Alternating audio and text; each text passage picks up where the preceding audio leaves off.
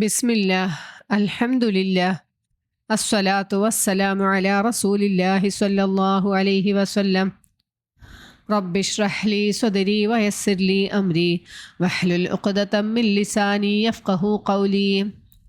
അസ്സലാമു അലൈക്കും വറഹ്മത്തുള്ളാഹി വബറകാതുഹു. ഇൻഷാ അല്ലാഹ് ഇന്ന് പരിശുദ്ധ ഖുർആനിലെ 85-ാമത്തെ പേജാണ് നമ്മൾ അർത്ഥവും ആശയവും മനസ്സിലാക്കാൻ ഉദ്ദേശിക്കുന്നത്. സൂറത്തുൻ നിസായിലെ 38 തുടങ്ങി 44 വരെയുള്ള ആയത്തുകളാണ് ഈ പേജിലുള്ളത്. നമ്മൾ അവസാനം പറഞ്ഞു നിർത്തിയത് അള്ളാഹു ഓരോരുത്തരുടെയും കടമകൾ നമുക്ക് പറഞ്ഞു തന്നു അല്ലേ. നിങ്ങൾ അള്ളാഹുവിനെ മാത്രം ആരാധിക്കണം, മാതാപിതാക്കളോട് നന്മ പ്രവർത്തിക്കണം എന്നൊക്കെ പറഞ്ഞു. പിന്നെ ഒരു 9 വിഭാഗം ആളുകളെ കുറിച്ച് അള്ളാഹു ഉണർത്തി. അവരോടൊക്കെ നിങ്ങൾ ഏറ്റവും നല്ല രീതിയിൽ വർത്തിക്കണം, നന്മ പ്രവർത്തിക്കണം എന്നൊക്കെ പറഞ്ഞു. എന്നിട്ട് പറഞ്ഞു പിശുക്ക് കാണിക്കുന്ന ആൾക്കാരെയും പിശുക്ക് കാണിക്കാനായിട്ട് മറ്റുള്ളവരെ ഉപദേശിക്കുന്ന ആൾക്കാരെയും അള്ളാഹു ഇഷ്ടപ്പെടുന്നില്ല. അള്ളാഹു നൽകിയ അനുഗ്രഹങ്ങളെ മറച്ചു വെക്കുന്ന ആൾക്കാരാണ് അവരല്ലേ. അള്ളാഹു നൽകിയ അനുഗ്രഹങ്ങൾ പുറത്തേക്ക് പറയാതെ തൻ്റെ സമ്പത്തൊക്കെ പിശുക്കി വെക്കണ ആളുകളെ കുറിച്ചിട്ട്. അപ്പോൾ ഇവിടെ ഒരിക്കലും സാമ്പത്തിക വിഷയത്തിൽ മാത്രം പിശുക്ക് കാണിക്കുന്ന ആളുകളെ കുറിച്ചല്ല പറഞ്ഞത്. മനസ്സിൻ്റെ പിശുക്കുള്ള ആളുകളുണ്ടായിരിക്കും അല്ലേ. നമുക്കിപ്പോൾ ഒരാളെ കാണുമ്പോൾ പുഞ്ചിരിക്കുന്നത് വരെ സ്വതക്കയാണെന്നാണ് നബി സല്ലല്ലാഹു അലൈഹി വസല്ലം പഠിപ്പിച്ചിട്ടുള്ളത് അല്ലേ. തൻ്റെ സഹോദരനെ കാണുമ്പോൾ പുഞ്ചിരിക്കുന്ന ഒരാൾക്ക്. പക്ഷെ ചില ആളുകൾക്ക് ആ പുഞ്ചിരി തന്നെ വരൂല. അതൊക്കെ മനസ്സിൻ്റെ പിശുക്കിൻ്റെ ലക്ഷണമാണ്. ഇപ്പോൾ നമ്മളൊരു സദസ്സിലിരിക്കുകയാണ്, ഒരു 2 പേര് ഇരിക്കണ ഒരു സ്ഥലത്ത് 3-മതൊരാൾ വന്നാൽ നമ്മൾ അഡ്ജസ്റ്റ് ചെയ്ത് കൊടുക്കുമല്ലേ അടുത്ത ആൾക്ക്. പക്ഷെ ഇന്നത്തെ കാലഘട്ടത്ത് അങ്ങനെ കാണൽ വളരെ കുറവാണ്. ഒന്നും കൂടി വിരിഞ്ഞിരിക്കും. ഇവിടെ സ്ഥലമില്ല, വേണമെങ്കിൽ വേറെ സ്ഥലത്ത് പോയിരുന്നോട്ടെ എന്നുള്ള മനോഭാവമാണ് പലർക്കും. അപ്പോൾ ആ മനസ്സിൻ്റെ പിശുക്കാണെങ്കിലും സാമ്പത്തികമായ പിശുക്കാണെങ്കിലും ഒക്കെ ഇതിൽ ഉൾപ്പെടും. അതാണ് നമ്മൾ അവസാനം പറഞ്ഞു നിർത്തിയത്. അപ്പോൾ ഇനി അള്ളാഹു അടുത്ത വിഷയം പറയണത് ചെലവഴിക്കണ ആളുകളെ കുറിച്ചിട്ടാണ്. എങ്ങനെ ജനങ്ങൾ കാണാൻ വേണ്ടിയിട്ട്, മറ്റുള്ളവരെ കാണിക്കാൻ വേണ്ടി, ഞാൻ ഭയങ്കര ധർമ്മിഷ്ഠനാണെന്ന് കാണിക്കാൻ വേണ്ടിയിട്ട് മറ്റുള്ളവരുടെ മുമ്പിൽ ഒരുപാട് ദാനധർമ്മങ്ങൾ ചെയ്യണ ആളുകൾ, അല്ലെങ്കിൽ മറ്റുള്ളവരെ കാണിക്കാൻ വേണ്ടി പ്രവർത്തിക്കുന്ന ആളുകൾ, അവരെയും അള്ളാഹു ഈ വിഭാഗത്തിൽ തന്നെയാണ് പെടുത്തിയേക്കണത്. എന്താണ്, അള്ളാഹ്ക്ക് ഇഷ്ടപ്പെടാത്ത ആളുകളുടെ വിഭാഗത്തിലാണ് പെടുത്തിയേക്കണത്. അപ്പോൾ അതാണ് ഇനി പറയണത്. നമുക്ക് ആയത്തൊന്ന് നോക്കാം. أعوذ بالله من الشيطان الرجيم. بسم الله الرحمن الرحيم. والذين ينفقون أموالهم رئاء الناس ولا يؤمنون بالله ولا باليوم الآخر ومن يكن الشيطان له قرينا فساء قرينا. വല്ലദീന യാതൊരു കൂട്ടർ ആളുകൾ അല്ലേ. നമ്മൾ ആ വാവ് എന്തിനാണ് നേരത്തെ പറഞ്ഞതുമായിട്ട് കണക്ട് ചെയ്യണം. നേരത്തെ പറഞ്ഞു പിശുക്ക് കാണിക്കുന്ന ആളുകളെ കുറിച്ച്. അവർ മാത്രമല്ല, അതിൻ്റെ കൂടെ ആരുണ്ട്? അല്ലദീന യുംഫിഖൂന, അവർ ചെലവഴിക്കുന്നു, അംവാലഹും, അവരുടെ ധനങ്ങൾ, റിആ അന്നാസി, റിആ എന്ന് വെച്ചാൽ എന്താണ്? കാണിക്കുക. റആ കണ്ടു എന്നാണ് അല്ലേ. അപ്പോൾ റിആ കാണിക്കാൻ, റിആ അന്നാസി ജനങ്ങളെ കാണിക്കാൻ വേണ്ടി തങ്ങളുടെ സ്വത്തുക്കൾ ചെലവഴിക്കുന്ന ആളുകൾ. വലാ യുഅ്മിനൂന ബില്ലാഹി, അവർ അള്ളാഹുവിൽ വിശ്വസിക്കുകയില്ല. വലാ ബിൽ യൗമിൽ ആഖിർ, പരലോകത്തിലും അവർക്ക് വിശ്വാസമില്ല. അപ്പോൾ ഇവർ ഈ ചെലവഴിക്കുമ്പോൾ അത് അള്ളാഹുവിൻ്റെ പ്രീതി കിട്ടണമെന്നോ അല്ലെങ്കിൽ ഇത് പരലോകത്ത് നമുക്കത് പ്രതിഫലം കിട്ടണമെന്നോ ആഗ്രഹമില്ലാണ്ട്, അതിലൊന്നും അവർക്ക് യാതൊരു വിശ്വാസവും ഇല്ലാണ്ട് ജനങ്ങളെ കാണിക്കാൻ വേണ്ടി മാത്രം, കാരണം ഇഹത്തിലെ നല്ല പേര് കിട്ടാൻ വേണ്ടി മാത്രം, അല്ലെങ്കിൽ എന്തെങ്കിലും നേട്ടം കിട്ടാൻ വേണ്ടി മാത്രം ചെലവഴിക്കുന്ന ആളുകൾ, ഇങ്ങനെയുള്ള ആളുകളെയും അള്ളാഹു സ്നേഹിക്കുന്നില്ല എന്നാണ് പറയണത്. വമൻ യകുനി ശൈത്വാനു ലഹു, വാന്ന് ചാൻഡ് മൻ ആര്, യക്കുൻ ആയി, ഷെയ്ത്താനു പിശാജ്, ലഹു അവന്. അപ്പൊ പിശാജ് അവനായി, ആരായി? ഖരീനൻ കൂട്ടാളിയായി. എന്നാൽ ഫസാ, എന്നാൽ എത്രയോ മോശം, ഖരീന മോശമായ കൂട്ടാളിയാകുന്നു അവൻ, ആ പിശാജ് എന്നാണ് അള്ളാഹു പറയണത്. അപ്പോൾ തങ്ങളുടെ സ്വത്തുക്കൾ മറ്റുള്ള ജനങ്ങൾ കാണാൻ വേണ്ടി ചെലവഴിക്കുന്ന ആളുകൾ, അവർ എങ്ങനത്തെ ആൾക്കാരാണ്? അവരെ വേറെ സ്വഭാവം, അവർക്ക് അള്ളാഹുവിലും വിശ്വാസമില്ല, പരലോകത്തിലും വിശ്വാസമില്ല. അങ്ങനെയുള്ള ആളുകളെയും അള്ളാഹു ഇഷ്ടപ്പെടുന്നില്ല. ഇനി പറഞ്ഞു പിശാജിനെ ആരാണോ കൂട്ടാളിയാക്കി വെക്കണത്, എന്നാൽ ആ പിശാജ് ഏറ്റവും മോശപ്പെട്ടൊരു കൂട്ടാളിയാണെന്ന് അള്ളാഹുവിടെ മുന്നറിയിപ്പ് നൽകണം അല്ലേ. ഇപ്പം കരീൻ എന്ന് വെച്ചുള്ളൊരു വാക്ക്, കർണ് എന്ന് വെച്ചിട്ടുണ്ടെങ്കിൽ കൊമ്പ് എന്നാണ് അർത്ഥം. അതായത് ഈ 2 കൊമ്പുകൾ എങ്ങനെയായിരിക്കും? ഒരുപോലെ നിൽക്കണമായിരിക്കും അല്ലേ. അപ്പോൾ ഈ കരീൻ എന്ന് വെച്ചാൽ കൂട്ടാളി, നമ്മുടെ കൂടെ ഒരുപോലെ നിന്ന് നമ്മളെ കൊണ്ട് എല്ലാ പ്രവൃത്തിയും ചെയ്യിപ്പിക്കുന്ന ആളാണ് നമ്മുടെ കൂട്ടാളി. അപ്പോൾ ആരെങ്കിലും പിശാജിനെ കൂട്ടാളിയാക്കി വെച്ചാൽ അത് വളരെ മോശപ്പെട്ട കൂട്ടാളിയാണെന്നാണ് അള്ളാഹു പറഞ്ഞു തന്നത്. ഇനി അള്ളാഹു നമ്മളോടൊരു ചോദ്യം ചോദിക്കുകയാണ്, നിങ്ങൾക്ക് എന്താണ് കുഴപ്പം അള്ളാഹുവിലും അന്ത്യദിനത്തിലും വിശ്വസിക്കുകയും അള്ളാഹു നൽകിയതിൽ നിന്നും ചെലവഴിക്കുകയും ചെയ്യാൻ നിങ്ങൾക്ക് എന്താണ് കുഴപ്പം എന്നാണ് അള്ളാഹു ചോദിക്കണേ. ആയത്ത് നോക്കാം. മാതാന്ന് വെച്ചാൽ എന്താണ് അലൈഹിം അവരുടെ മേലുള്ളത്, ലൗ ആമനു വിശ്വസിച്ചിരുന്നെങ്കിൽ, ലൗ എന്ന് വെച്ചെങ്കിൽ വിശ്വസിച്ചിരുന്നു, ബില്ലാഹി അള്ളാഹുൽ വൽ യൗമിൽ ആഖിർ പരലോകത്തിലും. അപ്പൊ എന്താണ് പറയണത്, ഈ മുമ്പ് പറഞ്ഞ ആളുകൾക്ക് വിശ്വാസം ഇല്ലാത്തതുകൊണ്ടാണല്ലോ അവർ ജനങ്ങളെ കാണിക്കാൻ വേണ്ടി ചെലവഴിക്കണല്ലേ. അപ്പൊ അള്ളാഹു ചോദിക്കുകയാണ്, അവരാ ചെയ്യണ കാര്യമൊക്കെ നല്ലതാണ്, അപ്പൊ അവർക്ക് ഈ വിശ്വാസം കൂടി ഉണ്ടായെങ്കിൽ എന്നാണ് അള്ളാഹു പറയുന്നത്. എന്തുകൊണ്ടാണ് അവർ വിശ്വസിക്കാത്തത് അള്ളാഹുവിലും പരലോകത്തിലും? വംഫഖു അവർ ചെലവഴിക്കുകയും ചെയ്യും, മിമ്മാ റസഖഹുമുല്ലാ അള്ളാഹു നൽകിയതിൽ നിന്നും ചെലവഴിക്കുകയും ചെയ്യുന്നു. വകാന അള്ളാഹു ആകുന്നു ബിഹിം അവരെ പറ്റി അലീമ അറിയുന്നവനാണ്. അപ്പം അവർ ചെലവഴിക്കണത് എന്തുദ്ദേശത്തിലാന്നൊക്കെ അള്ളാഹു ഏറ്റവും നന്നായി അറിയുന്നവനാണ്. അപ്പം അവർക്ക് എന്താണ് കുഴപ്പം വിശ്വസിച്ചാൽ, അവർക്ക് എന്തെങ്കിലും ദോഷം വരാനുണ്ടോ എന്നാണ് അള്ളാഹു ചോദിക്കണേ. അള്ളാഹുവിലും അന്ത്യദിനത്തിലും വിശ്വസിച്ചാൽ അങ്ങനെ വിശ്വസിച്ചുകൊണ്ട് അവർ ചെലവഴിച്ചാൽ അവർക്ക് എന്താണ് അതുകൊണ്ട് നേട്ടമാണുള്ളത് അല്ലേ. അപ്പം അള്ളാഹു പറയാണ് അവരെ കുറിച്ച് അള്ളാഹു ഏറ്റവും നന്നായി അറിയുന്നവനാണ് എന്ന് പറഞ്ഞു. ഇനി അള്ളാഹു പറയാണ്, നിങ്ങൾ ചെയ്യണ ഏതൊരു പ്രവൃത്തിയാകട്ടെ, അതൊരു കടുകുമണി തൂക്കമാണെങ്കിലും ഒരു അണുത്തൂക്കമാണെങ്കിൽ കൂടിയിട്ടും അള്ളാഹു അതിനെ വെറുതെ പാഴാക്കി കളയുകയില്ല.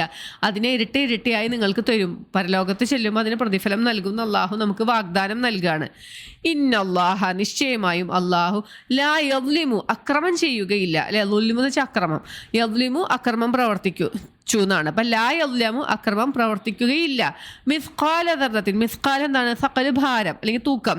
ദർറ എന്ന് വെച്ചാൽ ഒരു അണുത്തൂക്കം പോലും ഭാരമുള്ള ഒരു അമല് നിങ്ങൾ ചെയ്താലും അത്ര പോലും നിങ്ങളോട് അക്രമം അള്ളാഹു പ്രവർത്തിക്കുകയില്ല.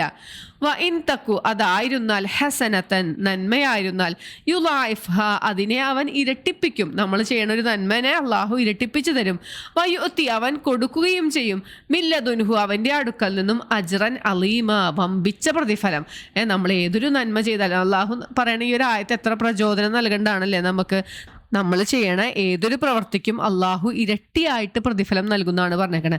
ഒരു അണുത്തൂക്കം പോലും അള്ളാഹു അക്രമം ചെയ്യുകയില്ല. അക്രമം ചെയ്യുകയില്ല എന്ന് പറയുന്നത് എന്താണ്, നമ്മൾ ചെയ്യണ ഒരു നല്ല ഒരു പ്രവർത്തനത്തിന് അള്ളാഹു നമുക്കതിന് പ്രതിഫലം നൽകാതിരിക്കൂലാന്ന്. അത്ര പോലും അള്ളാഹു അനീതിയല്ലേ. നമ്മളൊരു നല്ല കാര്യം ചെയ്തിട്ട് നമുക്കതിന് പ്രതിഫലം കിട്ടിയില്ലെങ്കിൽ അത് അനീതിയല്ലേ. അപ്പം അള്ളാഹു ഒരു അണുത്തൂക്കം പോലും അനീതി നിങ്ങളോട് കാണിക്കൂല. നിങ്ങൾ ചെയ്യണ നന്മയ്ക്കൊക്കെ ഇരട്ടിയായി അള്ളാഹു പ്രതിഫലം നൽകുന്നതാണ് പറഞ്ഞു തരുന്നത്. ഇനി അള്ളാഹു പറയാണ്, ഈ വിചാരണ ദിവസം അള്ളാഹു സാക്ഷിയായിക്കൊണ്ട് പ്രവാചകനെ കൊണ്ടുവന്നാൽ എന്തായിരിക്കും നിങ്ങളുടെ അവസ്ഥ എന്നാണ് ചോദിക്കണേ. ഫകൈഫ എന്നാൽ എങ്ങനെയായിരിക്കും, ഇതാന്ന് വെച്ചൊരു സന്ദർഭമാണ്, നാം വന്നാൽ, മിൻ കുല്ലി ഉമ്മത്തിൻ എല്ലാ സമുദായത്തിൽ നിന്നും, ബി ഷഹീദിൻ ഒരു സാക്ഷിയെ കൊണ്ട്, വജിനാബിക നാം നിന്നെ കൊണ്ടുവരികയും, അലഹ ഉലായി ഇക്കൂട്ടരുടെ മേൽ, ഷഹീദ സാക്ഷിയായിക്കൊണ്ട്. അപ്പോൾ എല്ലാ സമുദായത്തിനും അവരിലുള്ള പ്രവാചകന്മാരെ സാക്ഷികളായി അള്ളാഹു കൊണ്ടുവരും എന്നാണ് പറയണത് അല്ലേ. അപ്പോൾ ഈ സമുദായത്തിന് നമ്മുടെ ഉമ്മത്തിൻ്റെ സാക്ഷി ആരാണ്?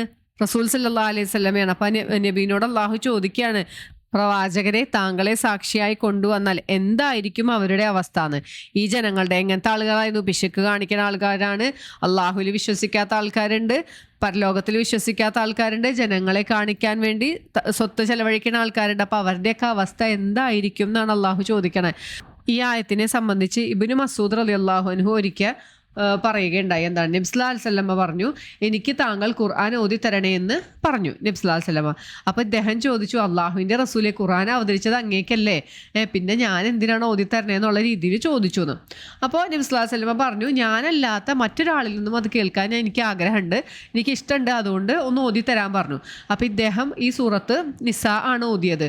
അങ്ങനെ ഓതി ഈ ഒരു ആയത്തെത്തിയപ്പോൾ, ഈ സാക്ഷിയായി പ്രവാചകരെ കൊണ്ടുവരുമ്പോൾ എന്തായിരിക്കും അവരുടെ അവസ്ഥ എന്നുള്ള ഈ ഒരു ആയത്ത് ഓതിയപ്പോൾ നബി സല്ലല്ലാഹു അലൈഹി വസല്ലമ പറഞ്ഞു, മതി എന്ന് പറഞ്ഞ് നിർത്താൻ പറഞ്ഞു. അങ്ങനെ ഈ ഇദ്ദേഹം ഇബ്നു മസ്ഊദ് റളിയല്ലാഹു അൻഹു നബി സല്ലല്ലാഹു അലൈഹി വസല്ലമയുടെ മുഖത്ത് നോക്കിയപ്പോൾ എന്താ, രണ്ട് കണ്ണിൽ നിന്നും കണ്ണീരൊഴുകി, താടിയൊക്കെ നനഞ്ഞു എന്നാണ്. അത്രയ്ക്കും നബി സല്ലല്ലാഹു അലൈഹി വസല്ലമ വിഷമിച്ച് കരഞ്ഞ ഒരായത്താണ്. കാരണം എന്താണ്, ഈ സംഭവത്തിൻ്റെ ഗൗരവം ആലോചിച്ച്, സാക്ഷിയായി കൊണ്ടുവന്നാൽ നമ്മളുടെ ഈ ഉമ്മത്തിൻ്റെ അവസ്ഥ എന്തായിരിക്കും എന്ന് ആലോചിച്ചിട്ട് നബി സല്ലല്ലാഹു അലൈഹി വസല്ലമ ഒരുപാട് കരഞ്ഞു എന്നാണ് പറയണത്.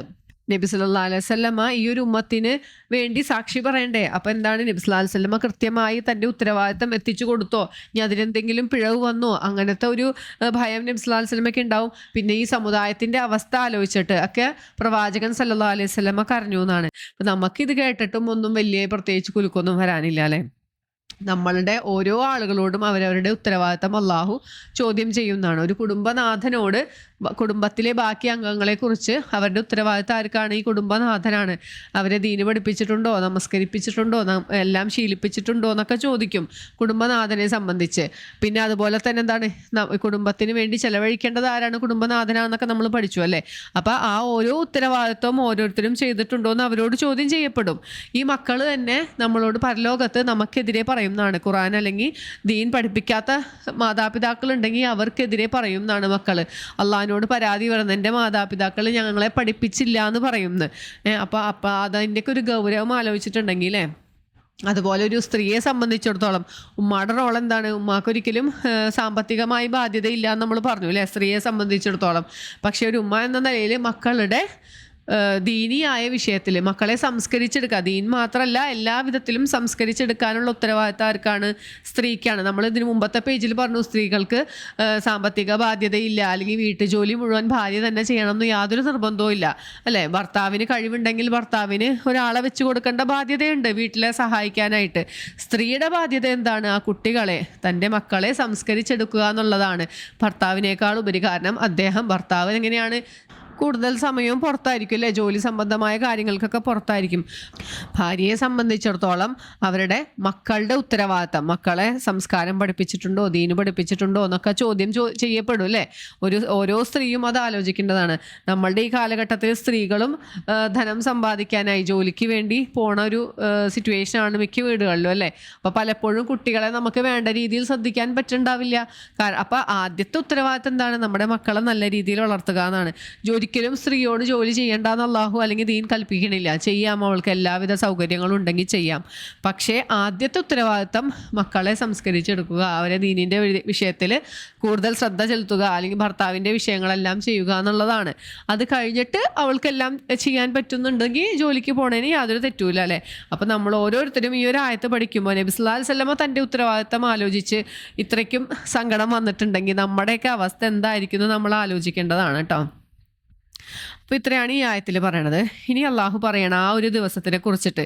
ഈ അള്ളാഹുവിലും പ്രവാചകനിലും ഒക്കെ വിശ്വസിക്കാത്ത ആളുകൾ, പ്രവാചകൻ പറഞ്ഞ കാര്യങ്ങളൊന്നും അനുസരിക്കാണ്ട് നിന്ന ആളുകളുടെ അവസ്ഥ എന്താണെന്നാണ് അള്ളാഹു അടുത്ത ആയത്തിൽ പറയണത്. അവർ പറയും, ഈ ഭൂമി ഞങ്ങളെയും കൊണ്ട് അങ്ങോട്ട് നിരപ്പായി പോയിരുന്നെങ്കിൽ എത്ര നന്നായിരുന്നു എന്ന് അവർ പറയും. ഇവർ ഒന്നും തന്നെ അള്ളാഹുവിനോട് മറച്ചു വെക്കൂല എന്ന് എല്ലാതും അവർ പറയും എന്നാണ് പറയണത്. ആ വിചാരണ ദിവസം അതെങ്ങനെയാണെന്ന് നമുക്ക് നോക്കാം. യൗമ ഇതിൻ, ആ ദിവസം, യവദ്ദു, വദ്ദാന്ന് വെച്ചാൽ ആഗ്രഹിച്ചു, മോഹിച്ചു എന്നൊക്കെയാണ്. യവദ്ദു, ആരാണ് ആഗ്രഹിക്കണേ? അല്ലദീന കഫറു, വിശ്വസിച്ച ആളുകൾ അന്ന് ആഗ്രഹിച്ചു പോകും. അവിശ്വസിച്ചവർ മാത്രമല്ല, വഅസവുർ റസൂല, റസൂലിനോട് അനുസരണക്കേട് കാണിക്കുകയും ചെയ്ത ആളുകൾ ആഗ്രഹിക്കും. ലൗ തുസവ്വാ ബിഹിം, തങ്ങളെയും കൊണ്ട്, സവ്വാന്ന് വെച്ചാൽ സമമാവുക, നിരപ്പാവുക എന്നൊക്കെയാണ്. ലൗ എങ്കിൽ, അങ്ങനെ ഞങ്ങളെയും കൊണ്ട് നിരപ്പായിരുന്നെങ്കിൽ, അൽ അർലു, ഭൂമി ഞങ്ങളെയും കൊണ്ട് അങ്ങോട്ട് നിരപ്പായി പോയെങ്കിൽ ഇന്ന് ഇവർ ആഗ്രഹിക്കുന്ന ഒരു ദിവസമാണെന്ന്. പല യക്തുമൂന, കത്തമാന്ന് വെച്ചാൽ എന്താണ്? മറച്ചു വെക്കുക അല്ലെങ്കിൽ ഒളിപ്പിച്ചു വെക്കുക എന്നൊക്കെയാണ്. അപ്പം മറച്ചു വെക്കുകയില്ല അള്ളാഹുവിനോട് ഹദീസ, ഒരു വർത്തമാനവും. ഈ ആളുകൾ ഒരു വർത്തമാനവും അള്ളാഹുവിൽ നിന്നും മറച്ചു വെക്കുകയില്ല എന്നാണ് ഈ ആയത്ത് പറഞ്ഞു തരുന്നത്. സൂറത്തുൻ നബയിലെ അവസാനത്തെ ആയത്തിൽ നമ്മൾ കാണുന്നുണ്ടല്ലേ, എന്താ? യാ ലൈതനി കുന്തു തുറാബ, എൻ്റെ നാശമേ ഞാൻ അങ്ങോട്ട് മണ്ണായി പോയിരുന്നെങ്കിൽ എന്ന് ഈ അവിശ്വസിച്ച ആളുകൾ പറയുന്നതാണ്. അന്നത്തെ ഒരു ഭീകരത കൊണ്ട് ഷിർക്ക് ചെയ്ത ആളുകളെ കുറിച്ചിട്ട് അള്ളാഹു സൂറത്തു അൻആമിൽ പറയുന്നുണ്ട്. ഇവര് മഹ്ശറയിൽ ചെല്ലുമ്പോൾ പറയുന്നത്, ഞങ്ങൾ ഷിർക്ക് ചെയ്തവരായിരുന്നില്ല, ഞങ്ങൾ ചെയ്തിട്ടില്ല എന്ന്, ഇഹത്തിൽ വെച്ചിട്ട് ഞങ്ങൾ ഷിർക്ക് ചെയ്തിട്ടില്ല എന്ന് അവർ പറയുന്നത്. കാരണം അന്ന് മനസ്സിലാവും അവർക്ക് എന്താണ്, ഷിർക്ക് ഒഴിച്ച് ബാക്കി എല്ലാ തെറ്റുകളും അള്ളാഹു ഉദ്ദേശിച്ചവർക്ക് പുറത്തു കൊടുക്കുന്നല്ലേ. അള്ളാഹു ഒരിക്കലും പുറത്തു തരൂല എന്ന് ഖുർആനിൽ പറഞ്ഞിട്ടുള്ള കാര്യമാണ് അള്ളാഹുവിനോട് പങ്കു ചേർക്കുക. ഷിർക്ക് ചെയ്യുന്ന ആളുകൾ, അങ്ങനെ ആളുകളോട് പുറത്തു തരില്ല എന്ന് അള്ളാഹു പറഞ്ഞിട്ടുണ്ട്. അപ്പം ഈ ആളുകൾ എന്ത് പറയും? അവിടെ ചെല്ലുമ്പോൾ പറയും, ഞങ്ങൾ ഷിർക്ക് ചെയ്തിട്ടില്ല എന്ന് പറയും. എന്നിട്ട് ഇവിടെ ഇപ്പോൾ അള്ളാഹു എന്താ പറഞ്ഞത്, അവർ ഒരു വർത്തമാനവും മറച്ചു വെക്കൂല എന്ന് പറഞ്ഞിട്ടില്ലേ. അപ്പോൾ ഇബ്നു അബ്ബാസ് റളിയല്ലാഹു അൻഹുവിനോട് ഒരിക്കൽ ചോദിക്കപ്പെട്ടു, ഈ ഒരു ആയത്തുണ്ടല്ലോ, ആമിലെ 23-ാമത്തെ ആയത്താണ്, ഞങ്ങൾ ശിർക്ക് ചെയ്യുന്നവരായിരുന്നില്ല എന്നവർ സത്യം ചെയ്ത് പറയുന്നത്. ആ ഒരു ആയത്തും പിന്നെ ഇവിടെ പറയുന്നുണ്ട്, എന്താ അള്ളാഹു പറഞ്ഞിട്ടുണ്ട് നിങ്ങൾ ഒരു കാര്യവും മറച്ചു വെക്കുന്നില്ല. അപ്പോൾ ഇത് രണ്ടും തമ്മിൽ വൈരുദ്ധ്യം ഉണ്ടോ എന്ന് ചോദിക്കുകയാണ്. അപ്പോൾ ഇബ്നു അബ്ബാസ് റളിയല്ലാഹു അൻഹു നൽകിയ മറുപടി ഇതാണ്, അതെ, ഖിയാമത്ത് നാളിൽ ശിർക്കാകുന്ന കുറ്റം തീരെ പൊറുക്കപ്പെടുകയില്ല എന്ന് അവർ മനസ്സിലാക്കുമ്പോൾ മറ്റു കുറ്റങ്ങളൊക്കെ അള്ളാഹു ഉദ്ദേശിച്ചവർക്ക് പുറത്തു കൊടുക്കുന്നു മനസ്സിലായപ്പോൾ അവർ ഇതൊന്ന് പുറത്ത് കിട്ടിയെങ്കിലോ എന്ന് പ്രതീക്ഷിച്ചിട്ടാണ് ഞങ്ങൾ ശിർക്ക് ചെയ്യുന്നവരായിരുന്നില്ല എന്ന് പറയണേന്ന്. ആ സമയത്ത് അപ്പം എന്ത് ചെയ്യും, നമ്മൾ സൂറത്ത് യാസീനിൽ അള്ളാഹു പറയുന്നുണ്ട്, എന്താണ്, അള്ളാഹു ഇവരുടെ വായകൾക്ക് മുദ്ര വയ്ക്കും. നമ്മൾ നാവുകൊണ്ട് എന്തും വളച്ചൊടിച്ച് പറയുമല്ലേ, അപ്പം അള്ളാഹു എന്ത് ചെയ്യും, വായയ്ക്ക് അങ്ങോട്ട് മുദ്ര വയ്ക്കും. എന്നിട്ട് നമ്മുടെ കൈയും കാലും ഒക്കെ സംസാരിക്കുന്നു. നമുക്കിപ്പം അത് ആലോചിച്ചാൽ അത് എങ്ങനെയായിരിക്കും എന്ന് മനസ്സിലാവില്ല അല്ലേ. നമ്മൾ കൈകൊണ്ട് എന്തൊക്കെ പ്രവർത്തിച്ചിട്ടുണ്ട്, കാലുകൊണ്ട് എന്തൊക്കെ പ്രവർത്തിച്ചിട്ടുണ്ട്, നമ്മുടെ തൊലികൾ വരെ സംസാരിക്കുന്നതാണ് പറയണത്. അപ്പോൾ ആ ഒരു സമയത്ത് ഒരു കാര്യം, നമ്മൾ ചെയ്ത ഒരു കാര്യവും അള്ളാഹുവിൻ്റെ മുമ്പിൽ മറച്ചു വെക്കൂല എന്ന്, എല്ലാതും അവിടെ വർത്തമാനം പറയും എന്നാണ് അള്ളാഹു അവിടെ ഈ ആയത്തുകൊണ്ട് നമുക്ക് പറഞ്ഞു തരുന്നത്. ഇനി അടുത്ത ഭാഗം പറയണത് മദ്യനിരോധനത്തിൻ്റെ 2ാം ഘട്ടമാണ്. നമ്മൾ ആദ്യം സൂറത്തുൽ ബഖറ പഠിച്ചപ്പോൾ മനസ്സിലാക്കിയിട്ടുണ്ടായിരുന്നു അല്ലേ. അതിൽ പറഞ്ഞിട്ടുണ്ടായിരുന്നു നിങ്ങൾക്ക് അതിൽ കുറച്ച് നന്മയുണ്ട്, പക്ഷെ അതിൽ കൂടുതലും ദോഷമാണുള്ളത്, നിങ്ങളത് ഉപേക്ഷിക്കുകയാണ് നല്ലത് എന്നുള്ള രീതിയിൽ നമ്മൾ പഠിച്ചിട്ടുണ്ടായിരുന്നു. പിന്നെ വന്ന് ഇറങ്ങിയ ആയത്താണ് ഇത്, സൂറത്തുൽ നിസായിലെ ഈ 43-ാമത്തെ ആയത്ത്. ഇനി സൂറത്തുൽ മാഇദയിലാണ് പൂർണ്ണമായിട്ടും മദ്യപാനത്തെ നിരോധിച്ചുകൊണ്ടുള്ള ആയത്ത് വരണത്. അപ്പോൾ ഈ ആയത്തിൽ അള്ളാഹു പറഞ്ഞു, നിങ്ങൾ വിശ്വസിച്ച ആളുകളെ നിങ്ങൾ നമസ്കാരത്തിന് വരുമ്പോൾ മദ്യപിച്ചവരായി, നിങ്ങൾ മത്ത് പിടിച്ചവരായി നിങ്ങൾ നമസ്കാരത്തിന് വരരുത് എന്നാണ് അള്ളാഹു പറയണത്. അപ്പോൾ തന്നെ ആളുകൾക്ക് മനസ്സിലായി ഇത് അധികം നടപടിയാവണ കാര്യമല്ല. കാരണം സുബഹി നമസ്കാരം കഴിഞ്ഞ് മദ്യപിക്കുന്ന ഒരാൾക്ക് ലൊഹറാവുമ്പോഴത്തേനും ചിലപ്പോൾ അതിൻ്റെ ലഹരി വിട്ടു പോകണമെന്നില്ല.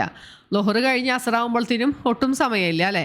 അപ്പം ഇനി പ്രായോഗികമാവണമെങ്കിൽ തന്നെ ഇഷ കഴിഞ്ഞിട്ട് കുറച്ച് മദ്യപിച്ചാൽ സുബഹി ആകുമ്പോഴത്തേനും ആ ലഹരി വിട്ടു പോകുന്നുണ്ടെങ്കിൽ അത്രയും ആവാം. അപ്പം അള്ളാഹു അവിടെ ചുരുക്കി കൊണ്ടുവരികയാണ്. ആദ്യം പറഞ്ഞു നിങ്ങൾക്കിതിൽ നന്മ വളരെ കുറച്ചുള്ളൂ, കൂടുതലും ദോഷമാണെന്ന് പറഞ്ഞു. അപ്പം തന്നെ കുറേ ആളുകളൊക്കെ അതിൽ നിന്ന് പിന്മാറി. പിന്നെ അവതരിച്ച ആയത്താണിത്. അപ്പോൾ അത് നമുക്ക് നോക്കാം എന്താണ്. യാ അയ്യുഹല്ലദീന ആമനൂ ലാ തഖറബുസ് സ്വലാത വഅൻതും സുകാറാ ഹത്താ തഅലമൂ മാ തഖൂലൂൻ. അത്രയും ഭാഗമാണ് ഈ മദ്യനിരോധനത്തെ സംബന്ധിച്ച് വരുന്ന ആയത്ത്. യാ യുഹല്ലദീന ആമനു, ഹേ വിശ്വസിച്ചവരെ, ലാ തഖറബു നിങ്ങൾ സമീപിക്കരുത്, അസ്വലാത്ത നമസ്കാരത്തെ, വ അൻതും നിങ്ങളായിക്കൊണ്ട്, സുക്കാറ എന്ന് വെച്ചാൽ ലഹരി ബാധിച്ചുകൊണ്ട്, ഹത്താ തഅലമു നിങ്ങൾ അറിയുന്നത് വരെ, അലിമാന്ന് വെച്ചാൽ അറിഞ്ഞു അല്ലേ, തഅലമു നിങ്ങൾ അറിഞ്ഞു, അപ്പം ഹത്ത വരെ, അപ്പം നിങ്ങൾ അറിയുന്നത് വരെ, മാ തഖൂലൂൻ നിങ്ങൾ പറയുന്നത്.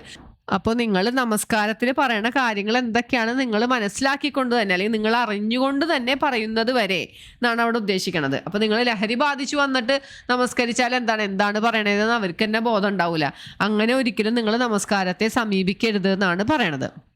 ഈ ആയത്തുമായി സംബന്ധിച്ചൊരു സംഭവം പറയുന്നുണ്ട്. അബ്ദുറഹ്മാൻ ഇബ്നു ഔഫ് റളിയല്ലാഹു അൻഹു ഒരിക്കൽ മദ്യപിച്ചുകൊണ്ട് നമസ്കരിക്കാൻ വന്നു. എന്നിട്ട് സൂറത്തുൽ കാഫിറൂനാണ് ഓതിയത്. ആ സൂറത്തിൽ എന്താ പറയണത്, നിങ്ങൾ ആരാധിക്കുന്നതിനെ ഞങ്ങൾ ആരാധിക്കുന്നില്ല, ഞാൻ ആരാധിക്കുന്നില്ല എന്നാണ് പറയണത് ശരിക്കും അള്ളാഹു അല്ലേ. ഖുൽ യാ അയ്യുഹൽ കാഫിറൂൻ ലാ അഅ്ബുദു മാ തഅ്ബുദൂൻ, നിങ്ങൾ ആരാധിക്കുന്നതിനെ ഞാൻ ആരാധിക്കുന്നില്ല എന്നാണ്. പക്ഷെ ഇദ്ദേഹം മദ്യപിച്ചുകൊണ്ട് ഖുർആൻ ഓതിയപ്പോൾ അവിടെ വന്നത് നിങ്ങൾ ആരാധിക്കണതിനെ തന്നെയാണ് ഞാനും ആരാധിക്കണേന്ന്, അങ്ങനെ തെറ്റി ഖുറാനെ ആയത്ത് തെറ്റിക്കൊണ്ടാണ് ഓതിയത്. ആ ഒരു അവസരത്തിലാണ് ഈ ആയത്ത് അവതരിച്ചത് എന്ന് അഭിപ്രായമുണ്ട്. അപ്പോൾ നമ്മൾ നമസ്കാരത്തിൽ എന്താണോ പറയണത് നമ്മൾ നല്ല ബോധ്യത്തോടു കൂടി തന്നെ ആയിരിക്കണം പറയണത് എന്നാണ് ഇവിടെ ഉദ്ദേശിക്കണത്. ഇതിപ്പോൾ ഒരാൾ ഉറക്കം തൂങ്ങിക്കൊണ്ടാണ് നമസ്കരിക്കണമെങ്കിൽ അതിനെക്കുറിച്ച് നബി സല്ലല്ലാഹു അലൈഹി വസല്ലമ പറഞ്ഞു, നമസ്കാരത്തിൽ ഉറങ്ങിത്തൂങ്ങുന്നവരെ പറ്റി ഇപ്രകാരം പറഞ്ഞിരിക്കുന്നു, നിങ്ങളിൽ ഒരാൾ നമസ്കരിക്കുമ്പോൾ അവൻ ഉറങ്ങിത്തൂങ്ങിയാൽ അവൻ നമസ്കാരത്തിൽ നിന്ന് പിരിഞ്ഞു പോയിക്കൊള്ളട്ടെ എന്ന്. കാരണം ഉറക്കം തൂങ്ങിയാലും എന്താണ് പറയണതെന്നോ അല്ലെങ്കിൽ എന്താണ്, ചിലപ്പോൾ നമ്മൾ കൈകൊണ്ടും കാലുകൊണ്ടൊക്കെ ചെയ്യേണ്ട കാര്യങ്ങളൊക്കെ ചെയ്യുന്നുണ്ടാവും, ഇരിക്കണം നിൽക്കണം ഒക്കെ ഉണ്ടാവും, പക്ഷേ പറയണത് എന്താന്ന് യാതൊരു ബോധവും ഉണ്ടാവില്ല അല്ലേ. അങ്ങനെയാണെങ്കിൽ അവൻ പിരിഞ്ഞു പോയിക്കൊള്ളട്ടെ, താൻ പറയുന്നത് എന്താണെന്ന് അറിയാറാവുമോ അവൻ ഉറങ്ങട്ടെ, അതായത് അവൻ്റെ ഉറക്കക്ഷീണം മാറണവരെ അവൻ ഉറങ്ങട്ടെ, എന്നിട്ട് നിസ്കരിച്ചാൽ മതി, നന്നാലേ കാര്യമുള്ളൂ എന്നാണ് ഇവിടെ പറയണത്. ഈ ഒരു സംഭവം കേട്ടിട്ട് ഇനിയിപ്പോൾ സുബഹി നമസ്കരിക്കാനായിട്ട് എനിക്കപ്പോൾ ഉറക്കം വരും, ഞാനപ്പോൾ പറയണത് എനിക്ക് ഓർമ്മ ഉണ്ടാവില്ല, അത് കാരണം ഉറക്കമൊക്കെ തീർന്നിട്ട് എനിക്ക് നമസ്കരിക്കാമെന്ന് ആരും വിചാരിക്കരുത്. ഇത് വളരെ അപൂർവമായി നടക്കുന്ന കാര്യം. ഇപ്പോൾ വളരെ ക്ഷീണിച്ച ഒരാൾ നമസ്കരിക്കാമെന്ന് നിൽക്കുകയാണെങ്കിൽ അയാൾക്ക് ഉറക്കം തൂങ്ങി ആൾ പറയണത് എന്താണെന്ന് മനസ്സിലാവണില്ലെങ്കിൽ അയാൾ റെസ്റ്റ് എടുക്കട്ടെ, എന്നിട്ട് അതിനുശേഷം എഴുന്നേറ്റ് നമസ്കരിക്കട്ടെ എന്നാണ് ഇവിടെ പ്രവാചകൻ സല്ലല്ലാഹു അലൈഹി വസല്ലം പറഞ്ഞിട്ടുള്ളത്. അപ്പോൾ ഇവിടെ ശ്രദ്ധിക്കേണ്ട ഒരു കാര്യം, ഇവിടെ അള്ളാഹു പറഞ്ഞെന്താണ്, നിങ്ങൾ നമസ്കാരത്തെ സമീപിക്കരുത് എന്നാണ് പറഞ്ഞത്, അല്ലാണ്ട് നമസ്കരിക്കരുത് എന്നല്ല പറഞ്ഞേക്കണം അല്ലേ. നിങ്ങൾ ലഹരി ബാധിച്ചവരായിക്കൊണ്ട് നമസ്കാരത്തെ സമീപിക്കരുത്. അതിൻ്റെ അർത്ഥം എന്താ, നമസ്കരിക്കണ സ്ഥലത്തോട്ട് പള്ളിയിലോട്ട് നിങ്ങൾ ലഹരി ബാധിച്ചുകൊണ്ട് വരരുത്, അല്ലെങ്കിൽ ലഹരി ബാധിച്ചവരായിക്കൊണ്ട് നിങ്ങൾ പറയണത് എന്താണെന്ന് നിങ്ങൾക്ക് അറിയാത്ത രീതിയിൽ നിങ്ങൾ നമസ്കരിക്കരുത് എന്നാണ് പറഞ്ഞിട്ടുള്ളത്. ഇനി അടുത്ത ഭാഗം പറയണത് വലാ ജുനുബൻ, ജനാപത്തുകാരായിക്കൊണ്ടും നിങ്ങൾ നമസ്കാരത്തെ സമീപിക്കരുത്. ഇല്ല ആബിരി സബീലിൻ, വഴിപോക്കനായാൽ കടന്നു പോകുന്നവരായിട്ടല്ലാതെ, ഹെത്താ തഗതസിലു, നിങ്ങൾ കുളിക്കുന്നത് വരെ. ഇവിടെ പറയണതാണ്, ഇപ്പോൾ ഒരു ജനാപത്തുകാരനായ ഒരാൾ നമസ്കരിക്കാൻ പാടില്ല, അയാൾ കുളിക്കണത് വരെ. കുളിച്ചാലാണ് വലിയ അശുദ്ധിയിൽ നിന്ന് മുക്തമാവുള്ളൂ അല്ലേ. അപ്പോൾ കുളിക്കുന്നത് വരെ അയാൾ നമസ്കരിക്കാൻ പാടില്ല. അല്ലെങ്കിൽ നമസ്കാര സ്ഥലത്തേക്ക് ജനാപത്തുകാരനായി പള്ളിയിലേക്ക് വരാൻ പാടില്ല. അവിടെ ഒരു എക്സെപ്ഷൻ അള്ളാഹു പറഞ്ഞു, എന്താ, ഇല്ല ആബിരി സബീലിന്. അബറ എന്ന് വെച്ചാൽ മുറിച്ചു കടക്കുക എന്നാണ്. അപ്പം ഈ നമസ്കാര സ്ഥലത്തെ മുറിച്ചു കടക്കേണ്ട ഒരു ആവശ്യം വന്നാൽ എന്താ ഉദ്ദേശിക്കണം എന്ന് വെച്ചാൽ, അന്ന് മദീന പള്ളിയുടെ ചുറ്റുഭാഗത്തും ഒരുപാട് വീടുകളാണല്ലേ, പല സ്വഹാബികളുടെയും വീടുകളുണ്ട്. അവരുടെ വീടുകളുടെയൊക്കെ വാതിലുകൾ എങ്ങോട്ടാണ്, ഈ പള്ളിയിലോട്ടാണ്. അന്നത്തെ പള്ളി എന്ന് വെച്ചാൽ മേളിലൊരു മേൽക്കൂര ഉണ്ടായിരിക്കും, ബാക്കി സൈഡുകളൊക്കെ തുറന്നിരിക്കുന്ന ഒരു സ്ഥലമായിരിക്കും. അപ്പോൾ ഇവരുടെ വീടുകളിലേക്ക് കടന്നു പോണത് ഈ പള്ളിയുടെ നമസ്കാരം നടക്കുന്ന സ്ഥലത്തിൻ്റെ ഉള്ളിൽ കൂടി ആയിരിക്കും മുറിച്ച് കടന്ന് അങ്ങോട്ട് പോണത്. അപ്പോൾ അങ്ങനെ പോണതിൽ തെറ്റില്ല, എന്തെങ്കിലും ഒരു ആവശ്യാർത്ഥം ഇതിനെ മുറിച്ച് കിടക്കണതിൽ തെറ്റില്ല എന്നാണ് പറയണത്. അപ്പോൾ ഇന്നത്തെ ഒരു സാഹചര്യത്തിൽ നോക്കുകയാണെങ്കിൽ നമുക്കൊരു അത്യാവശ്യ ഒരു സന്ദർഭം വന്നു, ജനാപത്തുകാരനാണ്, എന്തെങ്കിലും ഒരു അത്യാവശ്യത്തിന് അങ്ങോട്ട് കടക്കേണ്ട ആവശ്യം, അല്ലെങ്കിൽ അതിലെ പുറത്തേക്ക് കടക്കേണ്ട ആവശ്യം എന്തെങ്കിലും വന്നാൽ അങ്ങനെ പോണതിന് തെറ്റില്ല. അല്ലാണ്ട് നിങ്ങളൊരു ജനാപത്തുകാരനായിക്കൊണ്ടോ അല്ലെങ്കിൽ ലഹരി ബാധിച്ചവനായിക്കൊണ്ടോ നമസ്കാര സ്ഥലത്തെയോ നമസ്കാരത്തെയോ സമീപിക്കരുത് എന്നാണ് പറഞ്ഞത്. നബി സല്ലല്ലാഹു അലൈഹി വസല്ലമയുടെ കാലത്ത് ഈ സ്വഹാബത്തിനൊക്കെ ഈ ജനാപത്തുകാരായിട്ട് ഇരിക്കുമ്പോൾ കുളിക്കാനായിട്ട് വെള്ളം കൊണ്ടുവരണമെങ്കിൽ മിക്കവാറും ഈ പള്ളി ക്രോസ് ചെയ്ത് പോകണമായിരിക്കും. അപ്പോൾ ഈ പള്ളി മുറിച്ച് കിടക്കണേന് തെറ്റില്ലാന്ന് അതാണ് ഉദ്ദേശിക്കുന്നത്. അങ്ങനെ നബി സല്ലല്ലാഹു അലൈഹി വസല്ലമയുടെ കാലത്ത് തന്നെ അബൂബക്കർ റളിയല്ലാഹു അൻഹുവിൻ്റെ വീടിൻ്റെ വാതിലൊഴിച്ച് ബാക്കി എല്ലാ വാതിലുകളും അടച്ചു കളയാനായിട്ട് നബി സല്ലല്ലാഹു അലൈഹി വസല്ലമ കൽപ്പിച്ചിട്ടുണ്ടായിരുന്നു. അതുപോലെ തന്നെയാണ് ആർത്തവകാരികളായ സ്ത്രീകളെ സംബന്ധിച്ചിടത്തോളം. ഒരു അത്യാവശ്യത്തിന് അവർക്ക് അതിലേ കടന്നു പോണതിന് തെറ്റില്ല, പക്ഷെ ഒരിക്കലും അവിടെ തങ്ങാനോ നമസ്കരിക്കാനോ പാടില്ല. ഏതുവരെ, നിങ്ങൾ കുളിക്കുന്നത് വരെ, നിങ്ങൾ ശുദ്ധിയാകുന്നത് വരെ എന്നാണ് മനസ്സിലാവുന്നത്.